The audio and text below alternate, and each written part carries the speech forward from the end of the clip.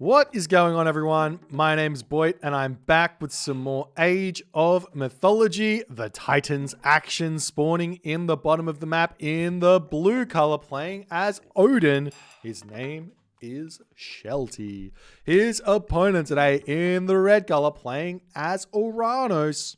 His name is Grass the Kid. Grass in Groom. The map is Blue Lagoon. This is the game number 1 of the best of 3 between these two players for the Champions League. I believe these guys are in the, I want to say, Artemis division. Let me check. Yeah, they're in the Artemis division. I'm almost certain. So there's 2 divisions. Osiris division, Artemis division. Shelty and Grass in that Artemis division. Okay, so for those of you wondering where the side resource bar is, there was no observer for this game, so we don't have that one, unfortunately. So we just have to kind of look down here and figure it out where that's concerned. But we're seeing yet again another Oranos versus Odin matchup. This is a very, very popular matchup in this tournament. And we'll have to wait and see how it's going to go. But we have been seeing Grass and Groom having a lot of success in this matchup. A lot of success in this matchup. So what does that mean? Why is he having success? What is he doing different to everyone else? We'll see if we can work that one out in this game. And also the other part of the spectrum here is that of everyone I've seen in the Odin versus Oranos matchup, from the Odin side of things, Shelty is one of those players who I feel like kind of has unlocked this matchup to the best degree. He kind of understands exactly what he needs to do to win. So the only way to kind of shake him off this is to kind of do something maybe a little bit out of book, a little bit different. And definitely Grass and Groom is doing things that are a little bit different in this matchup. Now, one thing we will note here is that it seems to me that Shelty did not use his Great Hunt on those giraffes at the start of the game. I could be wrong.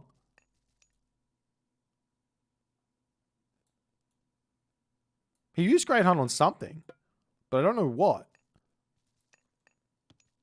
Right?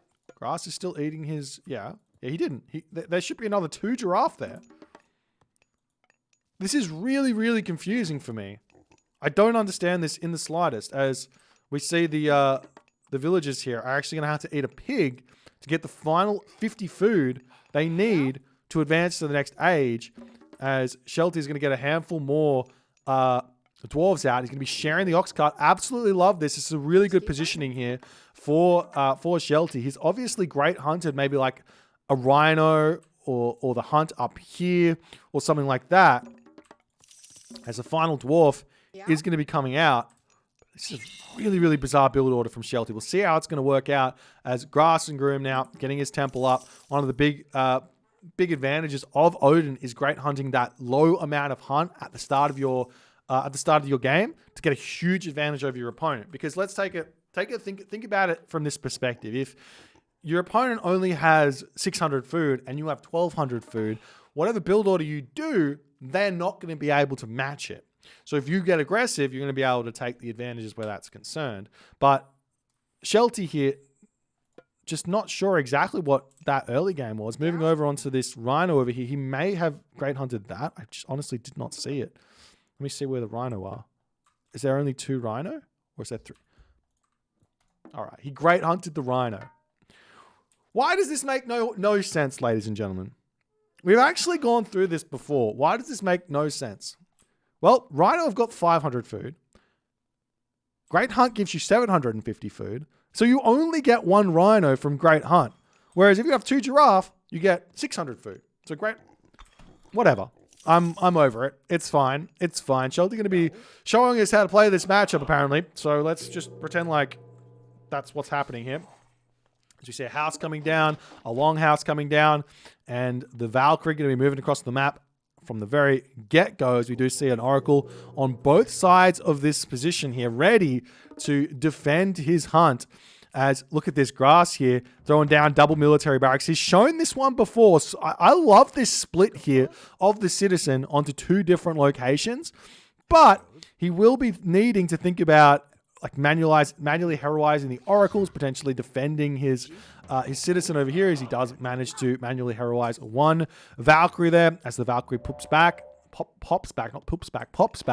the Ulfstark's starting to come out. And because Shelty didn't utilize Great Hunt on the starting hunt there, that hunt is not going to be getting pushed off, where he should have had a Hearser or two there to attack this. He just doesn't. And Grass is getting away with quite a bit here as his Murmillo starting to come out on this position. Meanwhile, the Promethean coming over here to push the villagers off of the hump. We do see the Hearser is already in position to defend this one. Beautiful micro here from Grass, but equally good micro there from Shelty to defend as the Promethean retreating away. We'll see if Grass is going to be kind of doing the Promethean offspring strategy that I was kind of saying you should, as he almost loses. He does lose one there. The Promethean offspring strategy that I've been kind of trying to promote here for Oranos players is you want to make sure your Promethean offspring stay alive. Why? Because they are 5.5 speed scouts. You don't need to pick villagers off with them. You can harass if you want, but you're more likely than not going to be losing the Promethean offspring. But really what you want to be doing is scouting your opponent's unit composition, scouting how many units are there. As we do see the we do see the Murmillo pushing in. Not quite enough Murmillo here to fight. You can see it's only 6 units there to the 7 or 8 or 9 units of Shelty. Is now Grass ready to take this fight here as the army here. Big blockage there in the middle of that fight there. Who wins on that one? I'm not exactly 100% sure, as the army over here from Shelty, he's taking a nice fight there, but he is deciding time to retreat here. Meanwhile, in this position, the Valkyrie still getting pushed back by those units there, as the Ulfstark still piling in onto this position. Those Ulfstark do get Shockwave back. Shockwave on Ulfstark doesn't make a whole lot of sense, but a whole bunch of extra DPS does come through there for Grass. Is he going to be able to win this fight, as he is losing some units here, retreating back here on this position? And now we do see that Grass is deciding to pull back ever so slightly as he feels like he's losing. I can guarantee you there that Grass was not losing that fight. He does decide to turn around, get a couple more hits there, as the army of Shelty now is going to be able to get max healed back up. Let's take a look. Shelty, 66 population. Grass, 70 population. Simply just don't retreat here is the way to go in this matchup, but he decided that he wasn't quite ready. If you take a quick look at the actual Ulfsark numbers to boot,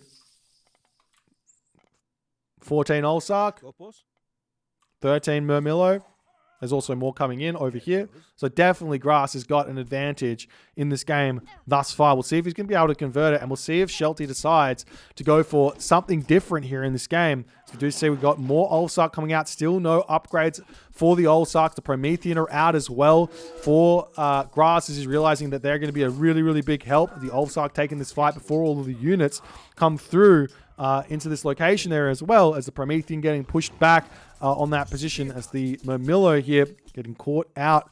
Not really caught out. They could definitely take the fight, but now we're starting to see some throwing axemen coming in there, as Shelty is on 80 population to 94 population. Forest Fire getting dropped down on this position to try and push off of the hunt even more so. Meanwhile, villagers over on this elephant enjoying that. There's also berries in the main base here that Grass can grab, as he's also thrown down the counter barracks, ready to start making himself some turmoil when he needs to. Never doing that one at all there, as the Ulfsark pulling away.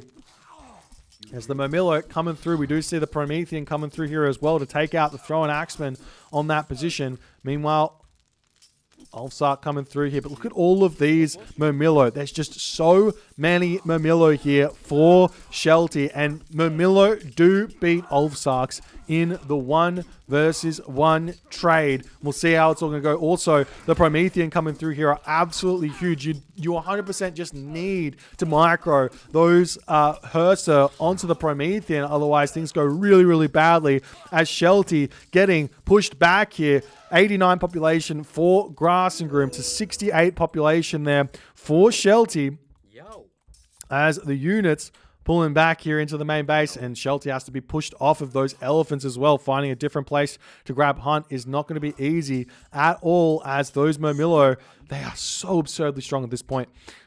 Grass here, 4 villagers only on Hunt here. Has he been delaying the citizens in this game?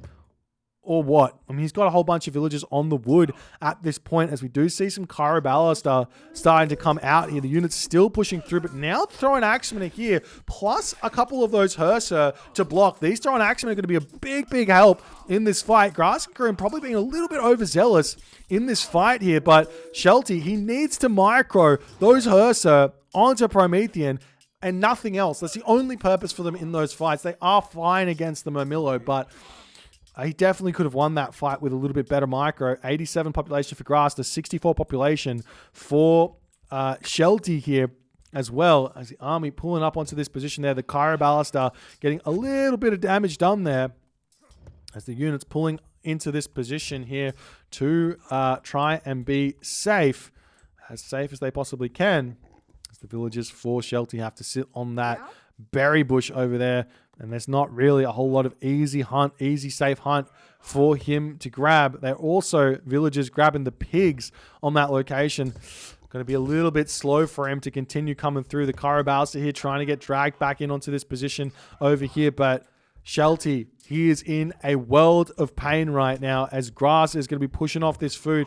This is actually kind of, I mean, obviously here pushing off the gold is a game-winning move from Grass, but a guaranteed damage is guaranteed damage. Pushing off of all of the food positioning here, all of that hunt is going to go away.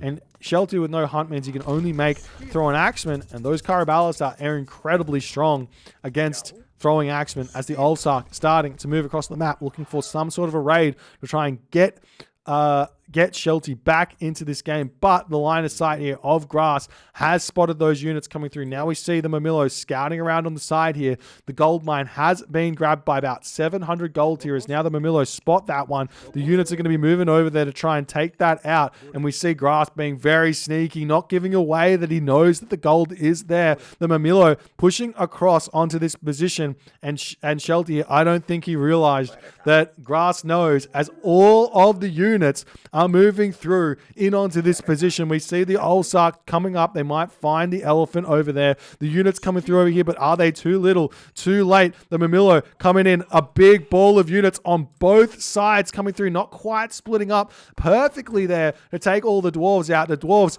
getting pushed back. Units coming through here for Shelty. He's got himself 98 population. Grass has got himself 115 with all of the upgrades here. Medium Murmillo are in as we see the Kyra Ballista Promethean coming in onto this position. Do we have a shockwave? Yes, we do, as this is going to be enough time here for Grass kind of come through. He's going to push in and try and take out the dwarves on this position as well. A couple of straggler units getting taken down. Those Kyra Ballists are not the best at picking off dwarves there as the Murmillo come through onto this position. Potentially, he could shockwave these units away and take this fight. We'll see how it's going to go. This is going to be a last-ditch effort here for Shelty as the army comes through. Full population for Grass. He's almost got the resources to advance. He's got plenty of wood in the bank, taking all of the villages off of wood for the time being. He needs to put them all basically onto gold, and Shelty doesn't even want to see the fight here. The Kyra Ballista are in too good of a position. There is also Shockwave to kind of send those throw-on axemen closer into the fight.